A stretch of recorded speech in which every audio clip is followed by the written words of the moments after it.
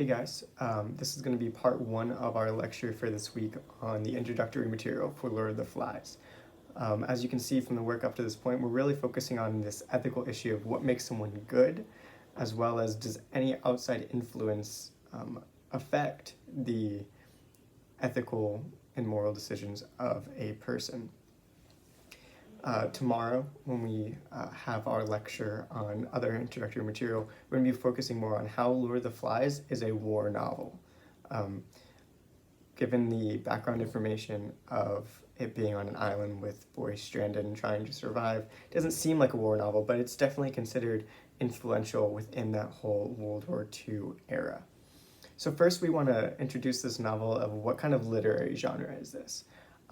Instead of going basically into fiction, there's various forms of literary genre. The first one that we'll be talking about is the umbrella term. It's called realism. Realism came to rise mainly in the turn of the century of the 1900s.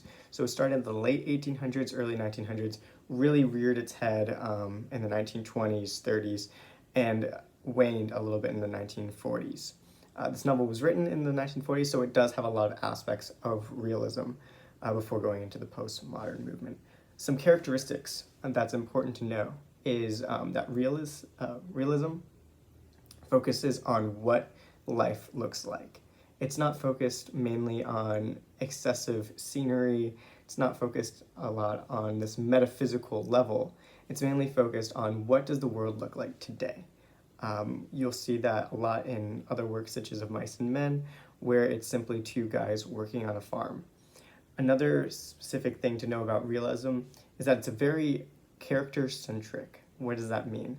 It means that you want to focus on who the characters are and what they do for the novel. What influence does each character bring to the big moral question that's being asked? Which brings us to our last point of what is realism concerned with. Realism focuses mainly on an ethical or moral dilemma. Usually you'll have characters coming in and trying to figure out what do we do in a situation. Is this ethical or is this unethical?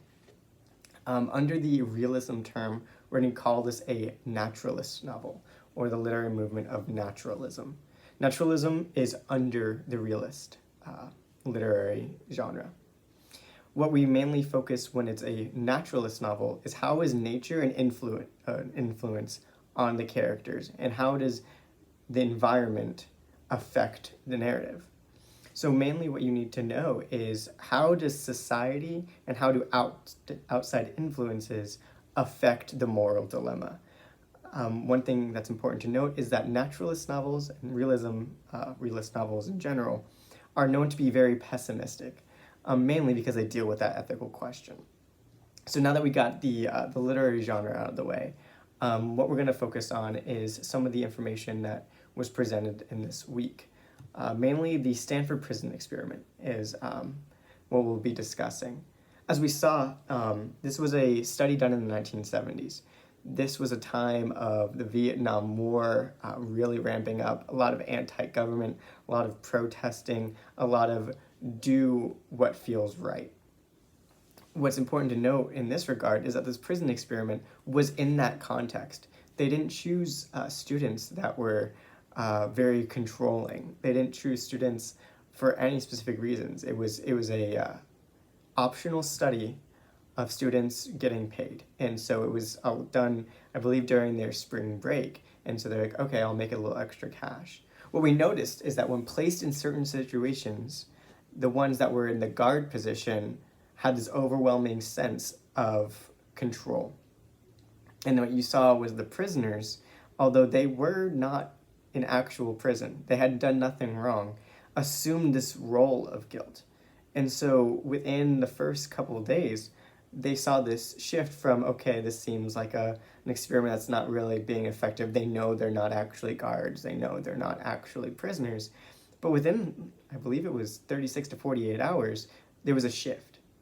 The guards assumed that role. They felt power, and therefore their decisions went from, okay, this is an experiment, to I'm in control and these are prisoners. And the prisoners began from the start to be okay, this is just an experiment, to I am a prisoner, they are in control of me.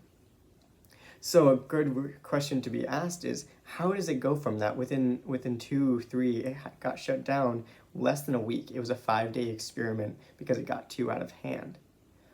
What can we learn from that? What's important to learn from this experiment is that good people, when put into certain situations, left unchecked, can lead to an overwhelming sense of power and corruption. The question of what makes someone good and what makes someone bad, when left unchecked, is simply this idea of social influence and artificial power given to that one person.